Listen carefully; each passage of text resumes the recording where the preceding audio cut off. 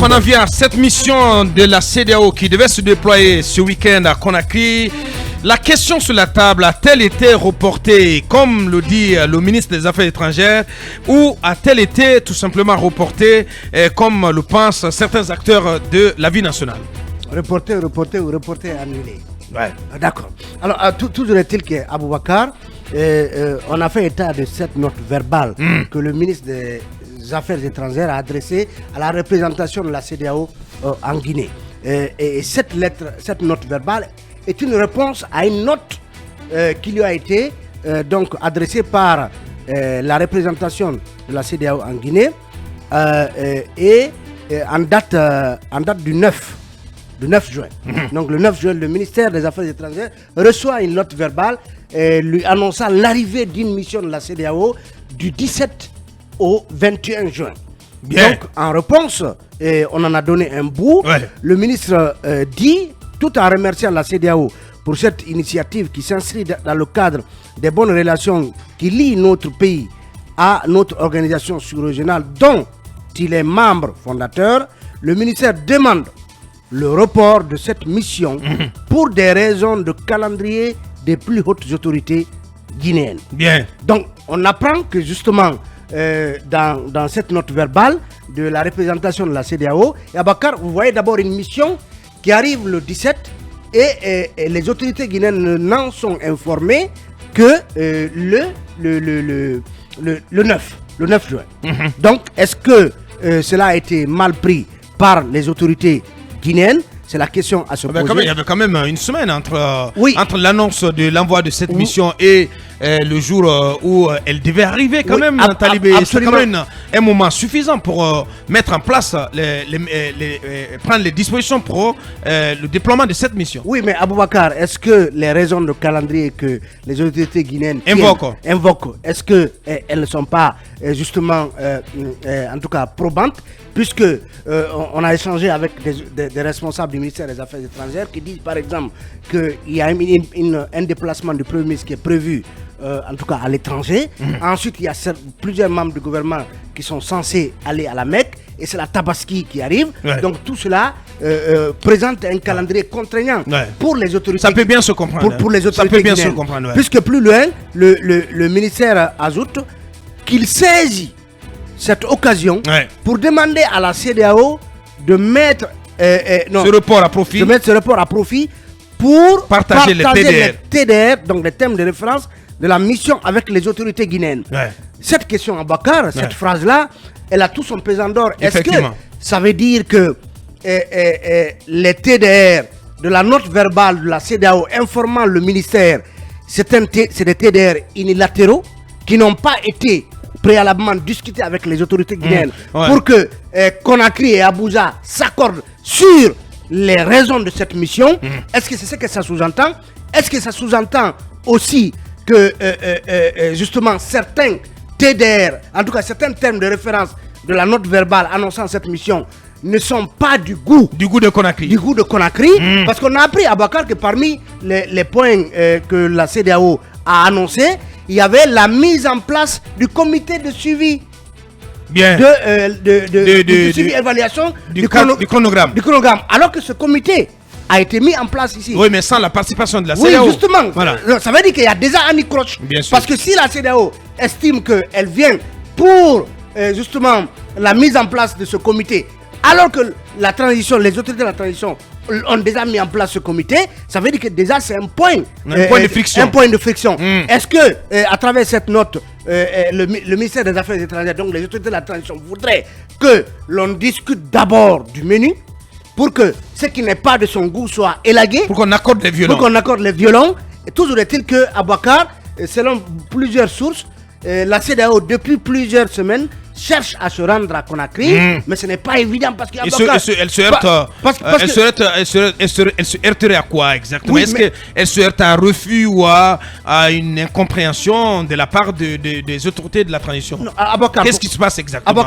Certainement pour Est-ce qu'on peut lire entre les lignes? Est-ce que vous savez que toute la diplomatie déployée par les autorités de la transition depuis donc le 5 septembre visait entre autres à éviter des sanctions à la Guinée. Maintenant que ces sanctions ont été prises, comme je le disais tantôt, en décembre dernier, au sorti du sommet du 4 décembre, du côté du côté d'Addis Abeba, est-ce que ces sanctions-là, finalement, Conakry se dit, mais tout ce dont on avait peur, c'était de prendre des sanctions. Maintenant que vous les avez décrétées contre nous, il ne vous reste plus rien, en tout cas, contre la Guinée.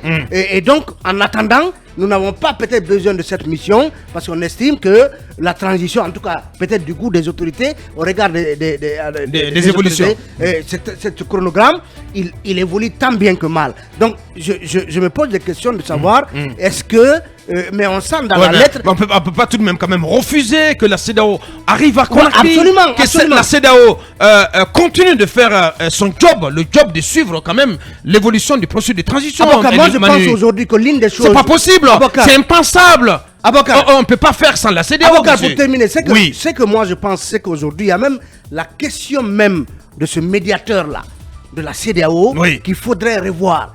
Parce que il n'est pas aussi actif, il n'est pas aussi impactant que le sont les médiateurs dans les autres crises et dans les autres transitions. Là-dessus, je suis bien d'accord.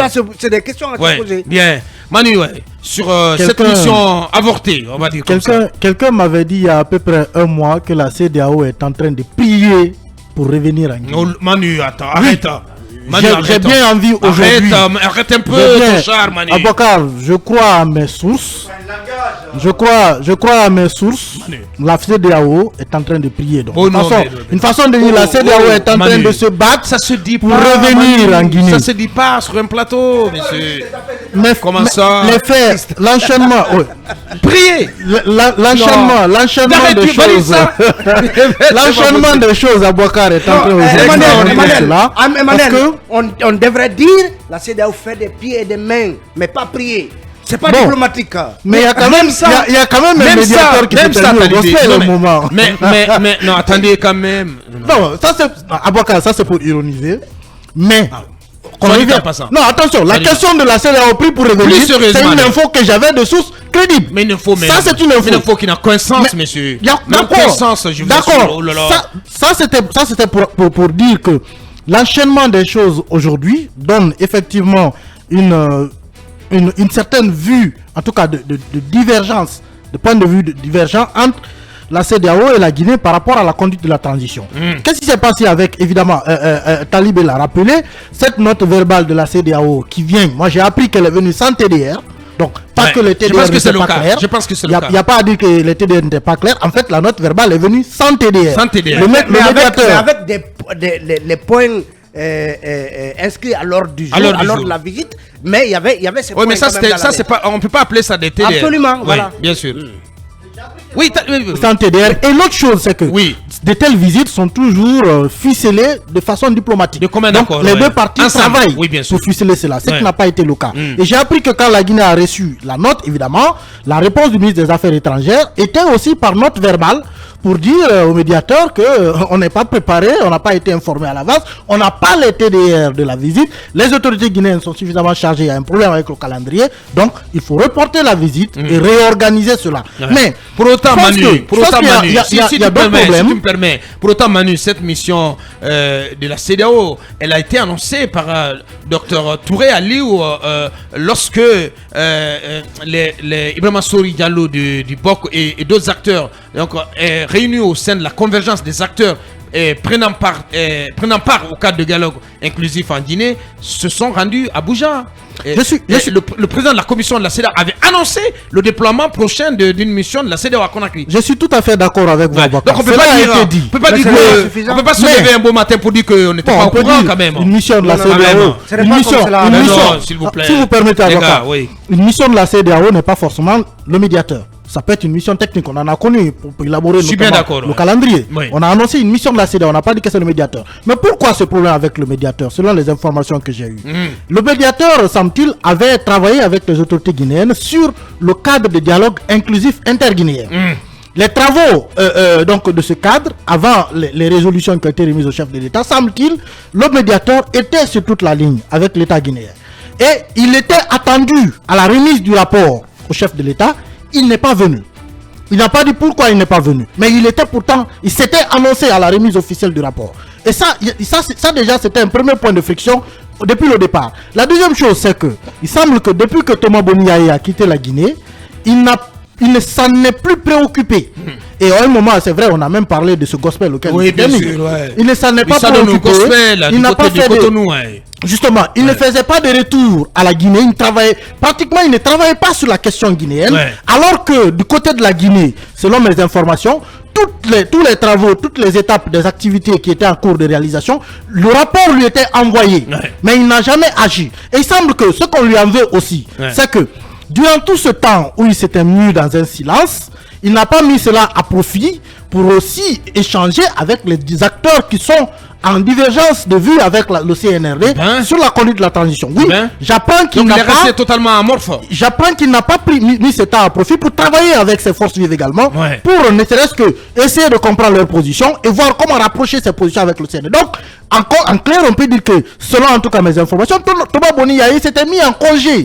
Donc, tout simplement. Oui, il s'était mis en congé. Il ne travaillait pas du tout sur la question guinéenne. Pourtant, il recevait les rapports régulièrement, même du cadre de dialogue inclusif interguinéen. Toutes les infos lui étaient remontées parce qu'il était au départ de ce cadre de dialogue-là. Maintenant, on dit que le monsieur a pris tout ce temps. Il ne réagissait pas à tout ce qu'on lui envoyait. Il ne suivait pas la question de manière comme le ferait un médiateur. De manière continue. Et puis, un beau jour, il annonce son retour. On dit, après tout ce temps d'absence, c'est quand même pas comme ça qu'on revient. Après tout, c'est un État. C'est un État quand même. Vous avez affaire à des autorités aussi qu'il faut respecter. Après tout ce long temps de silence, ce retour doit être préparé. Et je pense que ça a été le ton donc, des autorités guinéennes pour dire il faut préparer ce retour-là, il faut travailler sur les TDR, il ne faut pas tomber comme ça, comme cheveux dans la soupe, parce que le temps d'absence que vous avez mis, ce temps-là, il faut bien qu'on sache comment s'organiser pour le rattraper. L'heure doit être un changement de médiateur de la CEDEAO en Guinée. C'est important parce que Thomas Boniaï il semble plus être à la hauteur de cette mission. Eu égard son âge et peut-être son agenda tourné vers le gospel. Ce qui est sûr et certain, cette transition ne peut pas aller sans la CEDEAO. Ça c'est clair. Je suis bien d'accord. Il ne faut pas que les gens se leurrent. Faut pas qu'on se leurre. Rappelez-vous que pour avoir ce chronogramme de la transition, nos autorités ont boudé, en tout cas les forces vives de ce pays, pour se tourner vers la CEDEAO. C'est avec la CEDEAO que tout a été arrêté et tout a été défini.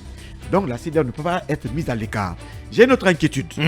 Souvent, en parlant de la CEDEAO, d'autres responsables du pays font allusion à la représentation de la CEDEAO en Guinée. Est-ce qu'on veut vouloir c'est-à-dire être en face de la représentation de la CEDEAO en Guinée que de la CEDEAO elle-même qui se présente en Guinée? Il y a deux questions. Pour continuer, la CEDEAO reste, reste la porte d'entrée des institutions de la communauté internationale par rapport à cette transition. Forcément. Si aujourd'hui la Guinée se sent fort, c'est-à-dire plus que la CEDEAO, que les dirigeants essaient de revenir un peu à la raison. Au finish, la CEDEAO sera pratiquement la boussole pour pouvoir finir cette transition. Si tu veux, l'avocat même. Mais pourquoi pas? C'est le moment de se ressaisir, et d'aller sur des bons pieds. Sinon, on risque peut-être de ne pas être sur un bon chemin. Bien, c'est un conseil. Voilà. Je prends de part et de trouver. Ce qui a été fait relève du respect. Je pense que l'État guinéen, la junte au pouvoir, a voulu imposer ce respect. Si les choses n'ont pas été faites... Oui, si les choses n'ont pas été faites... le respect. Tout à fait, bien sûr. Parce qu'un médiateur qui disparaît, qui revient sans pour autant communiquer, et puis, c'est pas comme ça que ça se passe. Normalement, c'est pas comme... S'ils se sont rendus compte que dans la démarche, il y a eu des choses anormales qui se sont faites, je pense qu'il revient justement à la mission, à la CEDEAO, de corriger cela pour pouvoir partir sur de nouvelles bases, sur de bons pieds, et justement ficeler un calendrier, puisque c'est le motif qui a été évoqué. Il faut revenir avec un autre calendrier, dans ce cas, avec un autre TDR qui va justement parler de tout ce qui qui a lieu de faire par rapport à cette rencontre, à la mission. Donc, en clair, la Guinée ne rejette pas la CEDEAO, mais la Guinée exige que les choses se fassent dans les normes. Oui, bien aussi sûr. Simplement. La Guinée n'a même pas intérêt à rejeter la CEDEAO. Quoi qu'on dise, la CEDEAO, c'est vrai, elle est pointée du doigt, mais en tout cas, elle reste un partenaire privilégié pour la Guinée. Très bien dit, Diarra. Et merci surtout d'avoir été brève. Allez-y, Mamadou Jean. La Guinée, en reportant, comment dirais-je, cette visite, vient de prouver que le maître des horloges, c'est Conakry. Bien. Donc, c'est pas à la CEDEAO de lui fixer un calendrier. Très bien. Donc, cela a été fait de manière diplomatique. Très bien. Puisque, selon Emmanuel, il leur a été demandé à la CEDEAO de joindre... De revoir leur copie. Leur copie en joignant, comment dirais-je... Les TDR. À la lettre, les TDR. Parce qu'aujourd'hui, la junte est en train de bénéficier d'une conjoncture favorable sur le plan international. Parce que parmi les 3 pays, à savoir la Guinée, le Burkina et le Mali, c'est la Guinée pour le moment qui prend en compte le plus les recommandations de la CEDEAO. Les 2 autres pays... Et qui les met en œuvre, parce qu'il y a quand même un processus de mise en œuvre des 10 étapes du chronogramme qui est en cours. Et le gouvernement fait régulièrement des points avec les partenaires. Oui, parce que les 2 autres pays, Aboubacar... J'apprends que aujourd'hui la priorité c'est comment reconquérir leur territoire, parce que ce sont ce qu'on appelle en géopolitique des États faillis, c'est-à-dire un pays qui n'arrive pas à contrôler tout son territoire.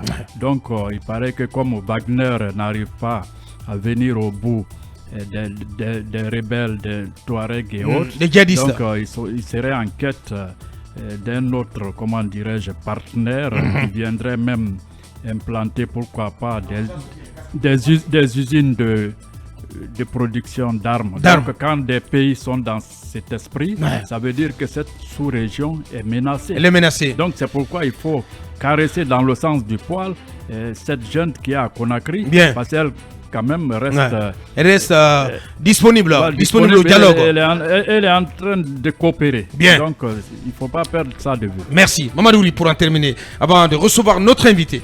D'abord, à titre de convenance personnelle, moi j'aurais vraiment préféré un Mamadou Issoufou comme médiateur de la CEDEAO sur la crise guinéenne qu'un Boni Yahi. Deuxièmement, en parlant de Boni Yahi, il est clair aujourd'hui que du côté même des forces vives qui sont vent debout contre la tenue de la transition, en tout cas de son aspect politique aujourd'hui, ne veulent pas trop entendre parler aussi de lui, parce qu'il y a une certaine déception aussi de ce côté.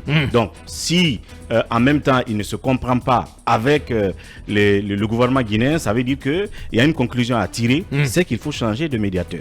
Mais en tant qu'institution elle-même, je prends la CEDEAO, elle est aujourd'hui désarmée, elle est édentée de tout ce qu'elle avait comme capacité de nuisance. Talib l'a dit, pour effrayer, pour alerter cette junte. Donc elle ne peut que se résigner en acceptant ces